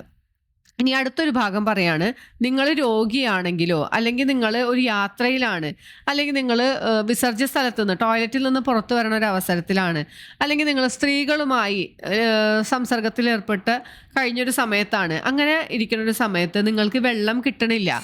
അപ്പോൾ നിങ്ങൾ എന്ത് ചെയ്യണം, നമസ്കരിക്കാൻ എന്ത് ചെയ്യണം എന്നാണ് അള്ളാഹു പറയണത്. നമുക്ക് ആയത്തിലേക്കൊന്ന് നോക്കാം. വ ഇൻ കുന്തും, നിങ്ങളായിരുന്നാൽ, മർദ, മരീദ് ആരാണ്, രോഗിയല്ലേ. അപ്പം നിങ്ങളൊരു രോഗിയായിരുന്നാൽ, ഔ അല്ലെങ്കിൽ അലാ സഫരിൻ, നിങ്ങളൊരു യാത്രയിലായിരുന്നാൽ, ഔ അല്ലെങ്കിൽ ജാ അഹദും മിൻകും മിനൽ ഗായിത്ത്. അവിടെ ഗായിത്ത് എന്ന് വെച്ചിട്ടുണ്ടെങ്കിൽ അവിടെ വാക്കർത്ഥം പറയണത് താഴ്ന്ന സ്ഥലം അല്ലെങ്കിൽ ചെരിഞ്ഞ സ്ഥലം എന്നൊക്കെയാണ്. നിങ്ങളൊരു ചെരിഞ്ഞ സ്ഥലത്തു നിന്നും വന്നാൽ അല്ലെങ്കിൽ ഒരു താഴ്ന്ന സ്ഥലത്തു നിന്നും വരികയാണെങ്കിൽ എന്നാണ് അവിടെ വാക്കിൻ്റെ അർത്ഥം കൊണ്ട് ഉദ്ദേശിക്കണം. അതിൻ്റെ അർത്ഥം എന്താ, അന്നത്തെ കാലത്തൊക്കെ ഈ ടോയ്ലറ്റുകളൊന്നും ഇല്ല അല്ലേ. ഇവർ മലമൂത്ര വിസർജനത്തിന് പോണ എങ്ങനെയാണ്, ഒരു താഴ്ന്ന സ്ഥലത്തോ ആളുകൾ കാണാത്ത ഒരു താഴ്ന്നിരിക്കണ സ്ഥലമോ അല്ലെങ്കിൽ ഒരു ചെരിഞ്ഞിരിക്കണ സ്ഥലത്തോ ഒക്കെ പോയിട്ടാണ് വരിക അല്ലേ. അപ്പം അങ്ങനെ നിങ്ങൾ അവിടെ നിന്ന് വന്നാൽ എന്നാണ് ഭാഷാർത്ഥം. ഉദ്ദേശിക്കുന്നത് ഇതാണ്, നിങ്ങൾ ടോയ്ലറ്റിൽ പോയി വരികയാണെങ്കിൽ. ഔ ലാമസ്തും, ലാമസ എന്ന് വെച്ചാൽ പരസ്പരം സ്പർശിച്ചു എന്നാണ്. ലമസ എന്ന് വെച്ചാൽ തൊട്ടു, ലാമസ പരസ്പരം അങ്ങോട്ടും ഇങ്ങോട്ടും സ്പർശിച്ചു. അന്നിസ, ആ സ്ത്രീകളുമായി. അവിടെ ഉദ്ദേശിക്കണത് നിങ്ങൾ സ്ത്രീകളുമായി ലൈംഗിക ബന്ധത്തിൽ ഏർപ്പെട്ടാൽ എന്നാണ്. ഇപ്പം ഇവിടെ പണ്ഡിതന്മാർക്കിടയിൽ പല അഭിപ്രായങ്ങളുണ്ട്. ഇപ്പം ലമസ എന്ന് വെച്ചാൽ ശരിക്കും സ്പർശിച്ചു എന്നാണല്ലോ. അപ്പോൾ ഷാഫിഈ മദ്ഹബ് പ്രകാരം, അതായത് ഇമാം ഷാഫിയുടെ അഭിപ്രായ പ്രകാരം അദ്ദേഹം പറയണത്, നിങ്ങൾ സ്ത്രീകളെ സ്പർശിച്ചാൽ, ഒരു സ്ത്രീയെ നിങ്ങൾ ഒളു കൊടുത്തിട്ട് വരുമ്പോൾ ഒരു സ്ത്രീയെ തൊട്ട് കഴിഞ്ഞാൽ നിങ്ങളുടെ ഒളു മുറിഞ്ഞു, ആദ്യം നിങ്ങൾ ഒളു കൊടുത്ത് ശുദ്ധിയാവണം എന്നാണ് അദ്ദേഹം പറയണത്. പക്ഷേ ഇമാം അബു ഹനീഫയുടെ അഭിപ്രായത്തിൽ അദ്ദേഹം പറയുന്നത് എന്താണ്, അത് ലൈംഗികമായി ബന്ധപ്പെടുകയാണ്. അല്ലെങ്കിൽ നിങ്ങൾ ഒരു വികാരത്തോടു കൂടി നിങ്ങളുടെ ഭാര്യമാരെ സ്പർശിക്കുക, അങ്ങനെ ചെയ്താലും നിങ്ങൾ ഒളു കൊടുക്കണം എന്നാണ് പറയണത്. അപ്പോൾ ഇതിന് നമുക്ക് തെളിവായിട്ട് ഹദീസുകളിൽ നിന്ന് നമുക്ക് മനസ്സിലാവണം എന്താണെന്ന് വെച്ചാൽ, നബി സല്ലല്ലാഹു അലൈഹി വസല്ലമ ഒളു എടുത്ത് വന്നുകൊണ്ട് തൻ്റെ ഭാര്യമാരെ ചുംബിക്കുകയും എന്നിട്ട് നേരെ നമസ്കരിക്കാൻ പോവുകയും ചെയ്തിട്ടുണ്ടെന്ന് പല ഹദീസുകളിലും നമ്മൾക്ക് മനസ്സിലായിട്ടുണ്ട്. അതുപോലെ തന്നെ ആയിഷ റളിയല്ലാഹു അൻഹ ഉദ്ധരിക്കുന്ന ഒരു ഹദീസിൽ പറയുന്നുണ്ട്, നബി സല്ലല്ലാഹു അലൈഹി വസല്ലമ രാത്രി നമസ്കാരത്തിന് എണീറ്റ് നിൽക്കുമ്പോൾ ഈ ആയിഷ റളിയല്ലാഹു അൻഹയുടെ കാല് നബി സല്ലല്ലാഹു അലൈഹി വസല്ലമ സുജൂദ് ചെയ്യണ ഭാഗത്തേക്ക് വരാറുണ്ട്. അപ്പോൾ നബി സല്ലല്ലാഹു അലൈഹി വസല്ലമ ഈ കാല് പതുക്കെ എടുത്ത് അങ്ങോട്ട് മാറ്റി, സുജൂദ് ചെയ്യേണ്ട സമയമാകുമ്പോൾ കാലെടുത്ത് മാറ്റി വെച്ചിട്ട് അവിടെയാണ് സുജൂദ് ചെയ്യണേന്ന്. അപ്പോൾ അങ്ങനെ തൊട്ടാൽ ഒളു മുറിയുന്നുണ്ടെങ്കിൽ നബി സല്ലല്ലാഹു അലൈഹി വസല്ലമ പിന്നെയും പോയി ഒളു എടുത്തിട്ടാണല്ലോ നമസ്കരിക്കേണ്ടത്. അപ്പോൾ അതിൽ നിന്നൊക്കെ നമുക്ക് മനസ്സിലാവണത് ഇവിടെ ലാമസാന്ന് ഉദ്ദേശിക്കുന്നത് സ്ത്രീകളെ ഒരു വികാരത്തോടു കൂടി സ്പർശിച്ചാൽ അല്ലെങ്കിൽ ലൈംഗികമായി ബന്ധപ്പെട്ടാൽ എന്നാണ് ഉദ്ദേശിക്കുന്നത്. നമുക്ക് ആലോചിച്ചറിയാം, നമ്മളിപ്പോൾ ഹജ്ജിനോ ഉംറയ്ക്കൊക്കെ പോകുമ്പോൾ ഒരുപാട് ആളുകളെ നമ്മൾ സ്പർശിക്കുന്നുണ്ടല്ലേ, തൊടാണ്ട് നമുക്ക് എന്തായാലും ചെയ്യാൻ പറ്റില്ല. അങ്ങനെ ഒരു സ്ത്രീയെയോ ഒരു പുരുഷനെയോ പരസ്പരം ജസ്റ്റ് ഒന്ന് തൊട്ടു എന്ന് വെച്ചിട്ട് ഒളുമുറിയാണെങ്കിൽ നമുക്ക് അവിടെ പോയാൽ ഒളുടുക്കാൻ മാത്രമേ നേരം ഉണ്ടാവുള്ളൂ. അപ്പോൾ ഇതുകൊണ്ട് നമുക്ക് മനസ്സിലാവുന്നത് ഇതാണ്, ലൈംഗികമായ ഒരു വികാരത്തോടു കൂടി ഒരു സ്ത്രീയെ തൊടുകയോ അല്ലെങ്കിൽ ലൈംഗിക ബന്ധത്തിൽ ഏർപ്പെടുകയോ ചെയ്യുക എന്നുള്ളതാണ്. ഇനി നിങ്ങൾ ഇത്രയും കാര്യങ്ങളൊക്കെ പറഞ്ഞു, എന്നിട്ട് നിങ്ങൾക്ക് ഫലം തജിദു മാ അൻ, വജദാന്ന് വെച്ചാൽ എന്താ, കണ്ടു. അപ്പോൾ തജിദു നിങ്ങൾ കണ്ടു, അപ്പോൾ അങ്ങനെ ഫലം ഇല്ല, എന്നിട്ട് നിങ്ങൾക്ക് കിട്ടിയില്ല അല്ലെങ്കിൽ നിങ്ങൾ കണ്ടെത്തിയില്ല വെള്ളം, അപ്പോൾ നിങ്ങൾക്ക് കിട്ടിയില്ലെങ്കിൽ നിങ്ങൾ എന്ത് ചെയ്യണം, ഫതയമ്മമു, എന്നാൽ നിങ്ങൾ കരുതി ചെല്ലുക അല്ലെങ്കിൽ ഉദ്ദേശിക്കുക, അന്വേഷിക്കുക എന്നൊക്കെയാണ് ഈ തയമ്മം എന്നുള്ള വാക്കിൻ്റെ അർത്ഥം. അപ്പം നിങ്ങൾക്ക് വെള്ളം കിട്ടിയില്ലെങ്കിൽ നിങ്ങൾ അന്വേഷിക്കുക അല്ലെങ്കിൽ കരുതുക. എവിടെ? സ്വഈദൻ ത്വയ്യിബൻ, സ്വഈദ് എന്ന് വെച്ചാൽ ഭൂമുഖത്തെ എന്നാണ്. ഭൂമുഖം എന്ന് വെച്ചാൽ ഭൂമിയുടെ ഉപരിതലം അല്ലെങ്കിൽ ഭൂമിയിൽ പൊന്തിക്കാണുന്ന സ്ഥലം, മണ്ണ്, ഇതൊക്കെ അർത്ഥമുണ്ട് ഈ വാക്കുകൊണ്ട്. അപ്പം ത്വയ്യിബായിരിക്കണം, അവിടെ എന്താണ്, അത് നല്ലതായിരിക്കണം, വൃത്തിയുള്ളതായിരിക്കണം. അപ്പോൾ വൃത്തിയുള്ള ഒരു ഭൂമുഖത്തെ നിങ്ങൾ തേടുക. ഫംസഹു, എന്നിട്ട് നിങ്ങൾ തടവുക. ബിവുജൂഹിക്കും, നിങ്ങളുടെ മുഖങ്ങളെ, വജ്ഹ് മുഖം അല്ലേ, നിങ്ങളുടെ മുഖങ്ങളെ തടവുക. ഐദിയക്കും, നിങ്ങളുടെ കൈകളെയും. അപ്പോൾ ഇതിൽ നിന്ന് മനസ്സിലാവണം എന്താണ്, തയമ്മം എങ്ങനെ ചെയ്യണം എന്നാണ് അള്ളാഹു ഈ പറഞ്ഞു തരണത്. ഇപ്പോൾ നിങ്ങളൊരു രോഗിയാണ്, അല്ലെങ്കിൽ നിങ്ങൾ യാത്രയിലാണ്, അല്ലെങ്കിൽ നിങ്ങൾ എന്താ ടോയ്ലറ്റിൽ പോയിട്ട് വരികയാണ്, അല്ലെങ്കിൽ സ്ത്രീകളെ സ്പർശിച്ചു, ഇങ്ങനെയൊക്കെയുള്ളൊരു അവസരത്തിൽ നിങ്ങൾക്ക് എന്നിട്ട് വെള്ളം കിട്ടിയില്ല, നമുക്ക് ശുദ്ധിയാവാനായിട്ട് വെള്ളം കിട്ടിയില്ലെങ്കിൽ നിങ്ങൾ എന്ത് ചെയ്യണം എന്നാണ് അള്ളാഹു പറയുന്നത്. നിങ്ങൾ നിങ്ങളുടെ ഭൂമുഖത്തെ, ഭൂമിയിൽ കൈ ഇങ്ങനെ അടിക്കുക, മണ്ണിൽ തന്നെ അടിക്കണം എന്ന് നിർബന്ധമില്ല എന്നാണ് പല പണ്ഡിതന്മാരും പറയുന്നത്. കാരണം ഇപ്പോൾ നമ്മളിപ്പോൾ ഫ്ലൈറ്റിലൊക്കെ പോകുമ്പോൾ മണ്ണ് കിട്ടാനൊന്നും യാതൊരു ചാൻസും ഇല്ല അല്ലേ. അപ്പോൾ ഒരു വൃത്തിയുള്ള ഒരു ഉപരിതലത്തിൽ രണ്ട് കൈകളും അടിക്കുക, എന്നിട്ട് എന്ത് ചെയ്യണം, ആദ്യം മുഖം തടവുക, പിന്നെ രണ്ട് കൈപ്പടങ്ങളും. അവിടെയും അഭിപ്രായ വ്യത്യാസമുണ്ട്. ചില പണ്ഡിതന്മാർ പറയണത് മുട്ട് തുടങ്ങി ഇങ്ങോട്ട് തടവണം എന്നാണ്. പക്ഷേ ചില പണ്ഡിതന്മാർ പറയണത് നമ്മുടെ മുൻകൈ മാത്രം. ഹദീസുകളിൽ കഫൈഹി എന്നാണ് പറയുന്നത്. കഫ് എന്ന് വെച്ചിട്ടുണ്ടെങ്കിൽ മുൻകൈയാണ്. അപ്പോൾ ഇടത്തേ കൈ കൊണ്ട് ആദ്യം വലത്തേ കൈ തടവുക, പിന്നെ വലത്തേ കൈ കൊണ്ട് ഇടത്തേ കൈ തടവുക, ഇതാണ് ഉദ്ദേശിക്കുന്നത്. അപ്പം അങ്ങനെ തയമ്മം ചെയ്തുകൊണ്ടും നിങ്ങൾക്ക് നമസ്കരിക്കാം എന്നാണ് ഈ ആയത്ത് കൊണ്ട് നമുക്ക് പഠിപ്പിച്ചു തരുന്നത്. അപ്പോൾ ഈ ആയത്ത് അവതരിക്കാൻ, ഈ ഒരു ഭാഗം തയമ്മത്തിൻ്റെ ആയത്ത് അവതരിക്കാനുള്ള ഒരു സംഭവം പറയണത് ഇങ്ങനെയാണ്. ഒരു യുദ്ധയാത്രയിൽ ആയിഷ റളിയല്ലാഹു അൻഹയുടെ മാല കാണാണ്ടായി. അപ്പോൾ അത് ആയിഷ റളിയല്ലാഹു അൻഹയുടെ ജ്യേഷ്ഠത്തിയായ അസ്മാ റളിയല്ലാഹു അൻഹയുടെ മാല വായ്പ വാങ്ങിച്ചതായിരുന്നു അന്ന് ഇടാൻ വേണ്ടിയിട്ട്. അങ്ങനെ ഈ മാല കാണാണ്ടായപ്പോൾ അത് തെരഞ്ഞിട്ട് നബിയും സ്വഹാബത്തൊക്കെ വഴിയിൽ തങ്ങി. അപ്പോൾ അവരുടെ കയ്യിൽ വെള്ളം ഉണ്ടായിരുന്നില്ല, ആ സ്ഥലത്തും വെള്ളം കിട്ടിയില്ല. അപ്പോൾ ഈ മാല കാണാണ്ട് അന്വേഷിച്ച് നടന്ന കാരണം വെള്ളം കിട്ടാണ്ടായപ്പോൾ ആളുകൾക്ക് നമസ്കരിക്കാൻ സമയമായി. അപ്പോൾ ആളുകളൊക്കെ ഇങ്ങനെ ആക്ഷേപിച്ച് പറഞ്ഞു തുടങ്ങി, ഈ ആയിഷ റളിയല്ലാഹു അൻഹ കാരണമാണ് എന്നൊക്കെ പറഞ്ഞു. അപ്പോൾ അബൂബക്കർ റളിയല്ലാഹു അൻഹു ഈ വിവരം അറിഞ്ഞപ്പോൾ ആയിഷ റളിയല്ലാഹു അൻഹുവിൻ്റെ അടുത്ത് പോയിട്ട് ബാക്കിൽ ഒരു കുത്തു കൊടുത്തു. അപ്പോൾ നബി സല്ലല്ലാഹു അലൈഹി വസല്ലമ ആയിഷ റളിയല്ലാഹു അൻഹയുടെ മടിയിൽ കിടന്നുറങ്ങുന്ന ഒരു സമയമായിരുന്നു. അതുകൊണ്ട് ഈ ആയിഷ റളിയല്ലാഹു അൻഹ അനങ്ങാണ്ട് തന്നെ അവിടെ ഇരുന്നു. നബി സല്ലല്ലാഹു അലൈഹി വസല്ലമ ഉറക്കത്തിൽ നിന്ന് എണീറ്റപ്പോൾ ഒളു എടുക്കാനായിട്ട് വെള്ളമില്ല. ഈ ഒരു അവസരത്തിലാണ് ഈ തയമ്മത്തിൻ്റെ ആയത്ത് അവതരിച്ചത്. അപ്പോൾ ഈ കുറ്റം പറഞ്ഞ ജനങ്ങളൊക്കെ ആയിഷ റളിയല്ലാഹു അൻഹയെ പൊക്കി പറഞ്ഞു. എന്നിട്ട് ഉസൈദ് ഇബ്നു ഹുലൈർ റളിയല്ലാഹു അൻഹു ഇങ്ങനെ പറയാണ്, അബൂബക്കറിൻ്റെ കൂട്ടരെ, ഇത് നിങ്ങളുടെ ഒന്നാമത്തെ പുണ്യമല്ല, അതായത് നിങ്ങൾ കാരണം ജനങ്ങൾക്ക് കിട്ടിയ ആദ്യത്തെ ഒരു നന്മ അല്ല ഇത്, ഇതിനു മുമ്പും പല കാര്യങ്ങളും ഇദ്ദേഹം വഴി കിട്ടിയിട്ടുണ്ട് എന്നാണ് പറയണത്. അങ്ങനെ ഇവർ തയമ്മം ചെയ്തു നമസ്കരിച്ചു. ഈ ഒട്ടകം എഴുന്നേറ്റപ്പോൾ ഈ ആയിഷ റളിയല്ലാഹു അൻഹയുടെ മാല ഈ ഒട്ടകത്തിൻ്റെ താഴെ കിടപ്പുണ്ടായിരുന്നു. അങ്ങനെ അത് കിട്ടുകയും ചെയ്തു എന്നുള്ളതാണ് ഈ സംഭവം. സൂറത്തുൽ മാഇദ 41-ാമത്തെ ആയത്തിലും ഈ ഒരു തയമ്മത്തിനെ കുറിച്ചിട്ട് അള്ളാഹു ഇനിയും പറഞ്ഞു തരുന്നുണ്ട്. മറ്റൊരു സംഭവം പറയണത്, ഒരിക്കൽ ഒരു യാത്രയിൽ ഉമർ റളിയല്ലാഹു അൻഹുവിനും അമ്മാർ റളിയല്ലാഹു അൻഹുവിനും ജനാപത്തുകാരായി. അപ്പോൾ അവർക്ക് കുളിക്കാനായിട്ട് വെള്ളം ഉണ്ടായിരുന്നില്ല. ആ സമയത്ത് ഉമർ റളിയല്ലാഹു അൻഹു നമസ്കരിക്കാണ്ടിരുന്നു. അമ്മാർ റളിയല്ലാഹു അൻഹു എന്ത് ചെയ്തു? തയമ്മം ചെയ്തോളാനാണ് പറഞ്ഞേക്കണല്ലേ. അപ്പോൾ അദ്ദേഹം വിചാരിച്ചു മറ്റേ ഒളുവിന് പകരമാണ് കൈ അടിച്ചിട്ട് മുഖവും കൈയും തടവണ്ടേന്നാണ് അദ്ദേഹം വിചാരിച്ചിട്ട് എന്ത് ചെയ്തു? ഇതിന് വലിയ അശുദ്ധിയാണല്ലോ ജനാപത്തുകാരനായാൽ. അപ്പോൾ ഇദ്ദേഹം മണ്ണിൽ കിടന്നങ്ങോട്ട് ഉരുണ്ടു. എന്നിട്ട് ഈ വിവരം അറിഞ്ഞപ്പോൾ നബി സല്ലല്ലാഹു അലൈഹി വസല്ലമ ഇങ്ങനെ കാണിച്ചു കൊടുത്തു. നിങ്ങൾക്ക് ഇങ്ങനെ ചെയ്താൽ മതിയായിരുന്നു എന്ന് പറഞ്ഞിട്ട് തൻ്റെ 2 കൈപ്പടങ്ങളും നിലത്തടിച്ചു. എന്നിട്ട് ആ കയ്യിലുണ്ട് ഊതി, മണ്ണായിട്ടുണ്ടല്ലോ, കയ്യിലൊന്ന് ഊതിയിട്ട് പിന്നീട് അതുകൊണ്ട് മുഖവും 2 കൈപ്പടങ്ങളും തടവി. ഇങ്ങനെ ചെയ്താൽ മതിയായിരുന്നു എന്ന് പറഞ്ഞിട്ട് നബി സല്ലല്ലാഹു അലൈഹി വസല്ലമ കാണിച്ചു കൊടുത്തു എന്നാണ്. അപ്പം ഇതാണ് തയമ്മത്തിൻ്റെ രൂപം. പിന്നെ അള്ളാഹു പറയണത് ഇന്നല്ലാഹ കാന അഫുവൻ ഗഫൂറ, നിശ്ചയമായും അള്ളാഹു ഏറെ മാപ്പ് നൽകുന്നവനും പൊറുക്കുന്നവനുമാണ്. നമ്മൾ ഈ ചെയ്യണയിലൊക്കെ എന്തെങ്കിലും തെറ്റൊക്കെ സംഭവിച്ചു പോയാലും അള്ളാഹു അവിടെ പുറത്തു തരും എന്നാണ് അള്ളാഹു ഓർമ്മിപ്പിക്കണേ. നിങ്ങൾ വെള്ളം കൊണ്ട് തന്നെ ചെയ്യണം എന്നില്ല. ഇപ്പോൾ ഒരു രോഗിയാണ്, രോഗിക്ക് വെള്ളം അവിടെ ഉണ്ട്, പക്ഷേ വെള്ളം ഉപയോഗിക്കാൻ പറ്റാത്തൊരു സാഹചര്യമാണ്, അല്ലെങ്കിൽ അയാൾക്ക് ചെയ്തു കൊടുക്കാൻ ആരും ഇല്ലാത്തൊരു സാഹചര്യമാണെങ്കിൽ അയാൾ എന്ത് ചെയ്യണം? തയമ്മം ചെയ്യണം. അപ്പം ഇതിൽ നിന്നൊക്കെ മനസ്സിലാവണം എന്താണ്? നമസ്കാരത്തിന് ഒരു തരത്തിലും ഒഴിവില്ല അല്ലേ? എന്ത് തന്നെ കാരണമായാലും അള്ളാഹു അവിടെയൊക്കെ പരിഹാരം പറയുന്നുണ്ട്. നമസ്കാരം നിങ്ങൾ കൃത്യസമയത്ത് നിർവഹിക്കണം എന്നാണ് ഒരു കാര്യം. ഇത്രയും അളവുകളൊക്കെ അള്ളാഹു നമുക്ക് തന്നിട്ടുണ്ട്. ഒരിക്കൽ റസൂൽ സല്ലല്ലാഹു അലൈഹി വസല്ലം പറഞ്ഞു, 3 കാര്യം കൊണ്ട് മറ്റു മനുഷ്യരെക്കാൾ നമുക്ക് ശ്രേഷ്ഠത നൽകപ്പെട്ടിരിക്കുന്നു. എന്താണ് ആ 3 കാര്യങ്ങൾ എന്നാണ് പറയണത്. നമസ്കാരത്തിലെ അണികൾ മലക്കുകളുടെ അണികളെ പോലെ ആക്കപ്പെട്ടിരിക്കുന്നു. നമ്മൾ നമസ്കാരത്തിൽ സൊഫ് ശരിയാക്കി നിൽക്കൂലേ, ആ നിൽക്കല് മലക്കുകളുടെ അണി പോലെയാണ് അള്ളാഹു നമുക്ക് ആക്കി തന്നിരിക്കണേന്ന്. പിന്നെ ഒന്ന് പറഞ്ഞത്, ഭൂമി മുഴുവനും നമുക്ക് പള്ളിയാക്കി നൽകപ്പെട്ടിരിക്കുന്നു. അതായത് നമുക്ക് നമസ്കാര സ്ഥലം, നമുക്ക് ഭൂമിയിൽ എവിടെയാണെങ്കിലും നമസ്കരിക്കാം അല്ലേ, അത് നമുക്ക് അള്ളാഹു നൽകിയ ഒരു അനുഗ്രഹമാണ്. ഇനി വെള്ളം കിട്ടിയില്ലെങ്കിൽ അതിലെ മണ്ണ് നമുക്ക് ശുദ്ധി ചെയ്യുവാനും ആക്കപ്പെട്ടിരിക്കുന്നു. നമുക്ക് തയമ്മം ചെയ്യാൻ തന്നിട്ടുള്ളതും ഒരു വലിയ അനുഗ്രഹമാണ്. അപ്പോൾ ഈ 3 കാര്യങ്ങളെ കൊണ്ട് മറ്റു മനുഷ്യരെക്കാൾ നമുക്ക് ശ്രേഷ്ഠത നൽകപ്പെട്ടിരിക്കുന്നു എന്നാണ് നബി സല്ലല്ലാഹു അലൈഹി വസല്ലം പറഞ്ഞിട്ടുള്ളത്. ഇനി അടുത്ത ആയത്തിൽ പറയണത് യഹൂദികളെ കുറിച്ചിട്ടാണ് അള്ളാഹു പറയണത്. അലം തറ, നീ കണ്ടില്ലേ, ഇലല്ലദീന ഊതൂ നസീബം മിനൽ കിതാബ്, വേദഗ്രന്ഥത്തിൽ നിന്നും ഒരു ഭാഗം കിട്ടിയ ആളുകളെ നിങ്ങൾ കണ്ടില്ലേ? ഇത് നമ്മൾ പറഞ്ഞിട്ടുണ്ടല്ലേ. എന്താണ് ഈ ഒരു ഭാഗം എന്ന് ഉദ്ദേശിക്കുന്നത്?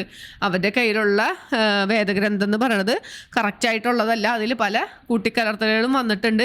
അതിൽ കുറച്ച് ഭാഗം അള്ളാഹുവിൽ നിന്നുള്ളതും കുറച്ച് ഭാഗം മറ്റുള്ളവർ കൂട്ടിച്ചേർത്തതൊക്കെയാണ് അല്ലേ. അതുകൊണ്ടാണ് അങ്ങനെ പറയണതെന്ന് പറയണത്. അപ്പോൾ വേദഗ്രന്ഥത്തിൽ നിന്നും ഒരംശം നൽകപ്പെട്ടവരെ നീ കണ്ടില്ലേ? യഷ്തറൂന, അവർ വാങ്ങുന്നു, അവ്വലാലത്ത്, അവർ ദുർമാർഗത്തെ വാങ്ങുന്നു, വയുരീദൂന, അവരുദ്ദേശിക്കണം എന്താണ്? തളില്ലു സബീൽ, നിങ്ങൾ എങ്ങനെയെങ്കിലും ഒന്ന് വഴിപഴിച്ച് പോകണം എന്നാണ് അവരുദ്ദേശിക്കണത്. ഈ യഹൂദികളെ കുറിച്ച് പറയുകയാണ്, അവരെന്തായാലും ദുർമാർഗ്ഗമാണ് സ്വീകരിച്ചിരിക്കണത്, അവർക്ക് അത് മാത്രം പോരാ, നിങ്ങൾ എങ്ങനെയെങ്കിലും വഴിപഴിച്ച് പോകണം എന്നാണ് അവർ ആഗ്രഹിക്കണതെന്നാണ് അള്ളാഹു നമുക്ക് പറഞ്ഞു തരുന്നത്. അപ്പോൾ ഇത്രയേ ഉള്ളൂ ഈ ഒരു പേജിൽ. അപ്പം നമ്മൾ ആദ്യം പറഞ്ഞു മനുഷ്യരെ കാണിക്കാൻ വേണ്ടി, ജനങ്ങളെ കാണിക്കാൻ വേണ്ടി ധനം ചെലവഴിക്കണ ആളുകളെ കുറിച്ചിട്ടല്ലേ. അവിടെ ഒരു ഹദീസ് നബി സല്ലല്ലാഹു അലൈഹി വസല്ലം പറയുന്നുണ്ട്, നിങ്ങളെപ്പറ്റി ഞാൻ ഭയപ്പെടുന്നതിൽ വെച്ച് ഏറ്റവും ഭയാനകമായത് ചെറിയ ശിർക്കാണെന്ന്. ഷിർക്ക് സ്വഗീർ എന്നാണ് ഈ അതിനെ കുറിച്ചിട്ട് നബി സല്ലല്ലാഹു അലൈഹി വസല്ലം പറഞ്ഞത്. അപ്പോൾ ബാക്കി സ്വഹാബത്ത് ചോദിച്ചു, പ്രവാചകരെ ഏതാണ് ആ ചെറിയ ശിർക്ക് എന്ന് ചോദിച്ചപ്പോൾ നബി സല്ലല്ലാഹു അലൈഹി വസല്ലം പറഞ്ഞത് ഇങ്ങനെയാണ്, ജനങ്ങളെ കാണിക്കാൻ വേണ്ടി പ്രവർത്തിക്കലാണ്. ഇഹത്തിൽ വെച്ച് ഏതൊരു കൂട്ടരെ കാണിക്കുവാൻ വേണ്ടി നിങ്ങൾ ചെയ്തിരുന്നുവോ അവരുടെ അടുക്കൽ ചെന്നേക്കുവിൻ എന്ന് അവിടെ പരലോകത്ത് ചെല്ലുമ്പോൾ പറയുന്നു. അവിടെ ചെല്ലുമ്പോൾ നിങ്ങൾക്ക് അതിന് യാതൊരു പ്രതിഫലം കിട്ടൂല, നിങ്ങൾക്ക് അതൊക്കെ ഈ ഹത്തിൽ വെച്ച് തന്നെ കിട്ടിയിട്ടുണ്ട് എന്ന് പറയുന്നു. അപ്പം അതാണ് നബി സല്ലല്ലാഹു അലൈഹി വസല്ലം ഏറ്റവും പേടിക്കേണ്ട ഒരു കാര്യം. അപ്പം ഏതൊരു വിഷയത്തിലും ഉണ്ടാവും അല്ലേ, ധനം ചെലവഴിക്കണ കാര്യത്തിൽ മാത്രമല്ല, ഇപ്പം നമ്മൾ വിജ്ഞാനം സമ്പാദിക്കണ കാര്യത്തിലും ഒരാൾക്കൊരു ഇൽമ് നൽകപ്പെട്ടു, അപ്പം അയാൾ എന്താണ് ഉദ്ദേശിക്കണത്? എനിക്ക് മറ്റുള്ളവരുടെ മുമ്പിൽ ഞാനൊരു പണ്ഡിതനാണെന്ന് അയാൾക്ക് തോന്നണം, അല്ലെങ്കിൽ മറ്റുള്ളവരെ പറയണം. ഇപ്പോൾ ഒരു യുദ്ധത്തിൽ ഷഹീദായ ഒരാളെ കുറിച്ച് പറഞ്ഞു അല്ലേ, ആളുകൾ എന്നെക്കുറിച്ച് പറയണം, ഞാൻ ഭയങ്കര ധീരനായ ഒരു പോരാളിയാണെന്ന് പറയണം എന്നൊരു ആഗ്രഹത്തിലാണ് ഒരാൾ യുദ്ധത്തിൽ പോയി പുറപ്പെട്ട് ഷഹീദാവണമെങ്കിൽ അദ്ദേഹത്തിന് പ്രതിഫലമില്ല. പരലോകത്ത് ചെല്ലുമ്പോൾ അങ്ങനെ പറയുന്നുണ്ടല്ലോ, ഒരു പണ്ഡിതനെ കുറിച്ചും ഒരു ഷഹീദായ ആളെ കുറിച്ചൊക്കെ നബി സല്ലല്ലാഹു അലൈഹി വസല്ലം പറഞ്ഞു തന്നിട്ടുണ്ട്.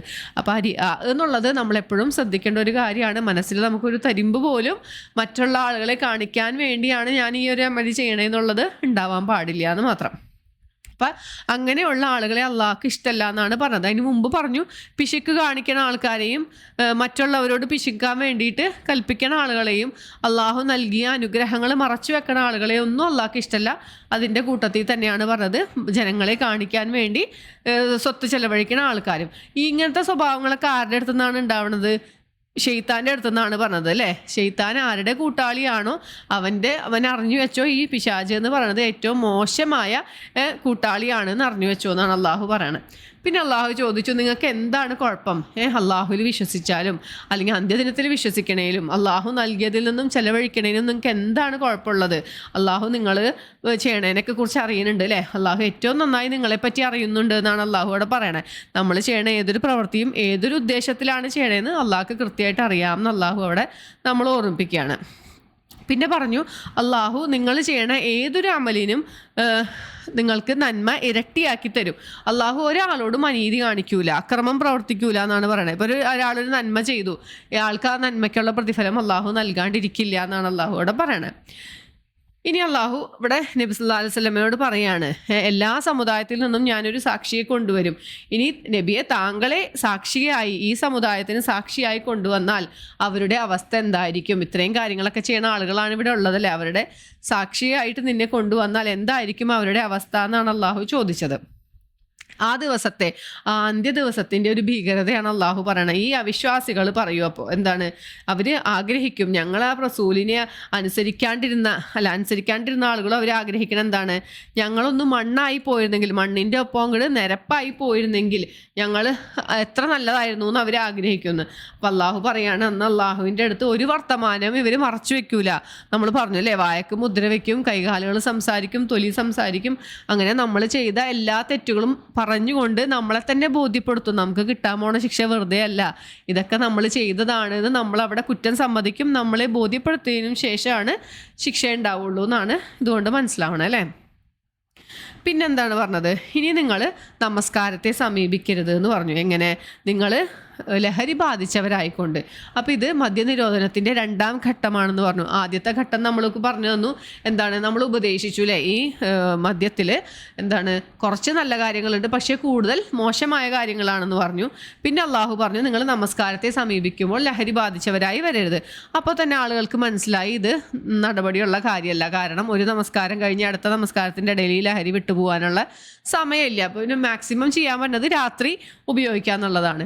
പക്ഷേ ഇത് കഴിഞ്ഞ് സൂറത്തുൽ മാഇദയിലെത്തിയപ്പോൾ അള്ളാഹു പറഞ്ഞു, ഇത് എന്താ മാഇദ 90-ാമത്തെ ആയത്തിൽ അള്ളാഹു പറയുന്നുണ്ട്, ഹേ വിശ്വസിച്ചവരെ, ഇത് നിശ്ചയമായും മദ്യം ഏറ്റവും മോശപ്പെട്ടതാണ്, അത് മ്ലേച്ഛകരമാണ്, റിജ്സും മിൻ അമലി ശൈത്വാൻ എന്നാണ്, പിശാചിൻ്റെ പ്രവർത്തനങ്ങളിൽപ്പെട്ട ഏറ്റവും മോശം ഒരു കാര്യമാണ്.